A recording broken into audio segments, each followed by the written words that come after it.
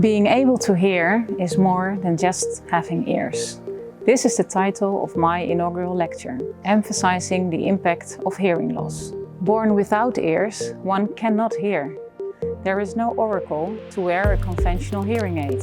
Luckily, bone conduction devices exist, and by means of a titanium implant in the temporal bone, sounds are transmitted through the skull to your hearing organ. In my research, I investigate these implants, devices, patient outcomes and surgical techniques, optimizing complete care for the ear and hearing. In my lecture, I will take you with me on a journey through time, since in the context of the current pressure on our healthcare system, I believe we need a transformation of the way we work. Let's move towards working in ecosystems, using a holistic approach to healthcare. Are you curious about this approach? Listen to my inaugural lecture. My name is Myrthe Hol and I work as an ENT surgeon otologist.